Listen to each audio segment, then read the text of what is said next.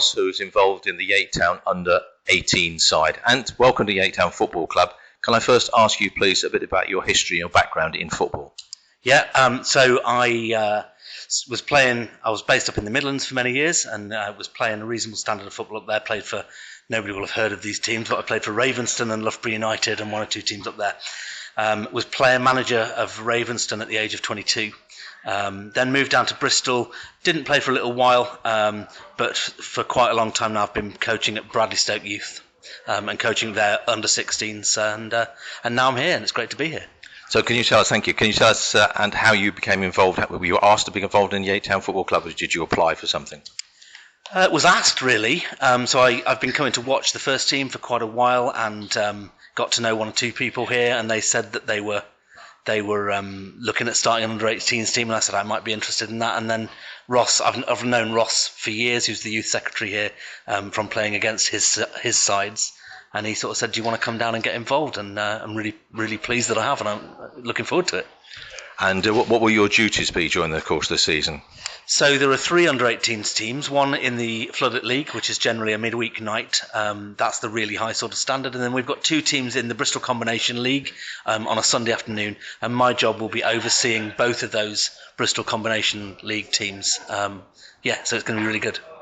And you're obviously looking forward to that. What do you see as the challenges when we've got a group of young 17, 18-year-olds coming in, 2 sides to manage, a fair number of challenges? So what do you see as the main things you need to sort?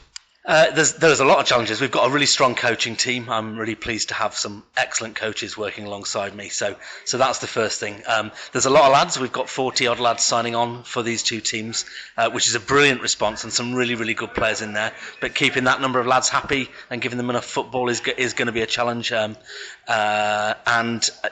we're here to support the whole under-18 setup. So there are lads in here that still have aspirations to get into that Floodlit League squad, but there are lads that are still that are here really because they want to play football. So there's a real mixture in there. So sort of managing expectations will be a challenge.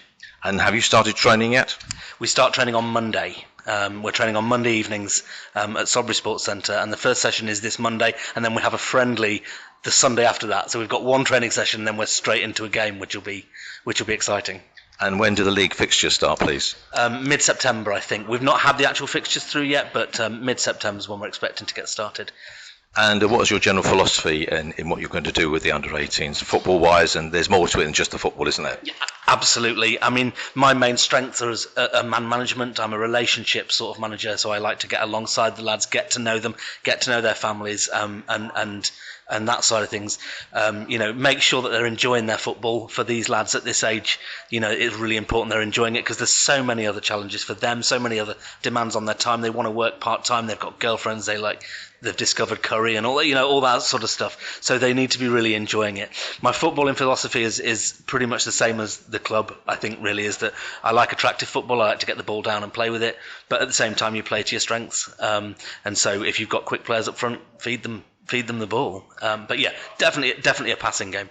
Yeah, that's very similar to Darren Mulling, so that'll be great. So it'll be really good are you planning to encourage the lads to come down and watch the first team on a Tuesday night, perhaps, or on a Saturday? Very much so. So all the lads are being given a season ticket as part of signing for these teams today, and so they'll be able to come along on a Saturday afternoon.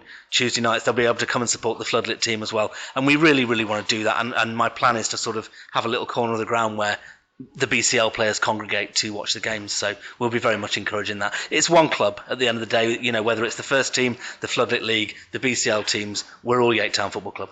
Yeah, and it's all part of being part of the Yate Town family, isn't it? Absolutely.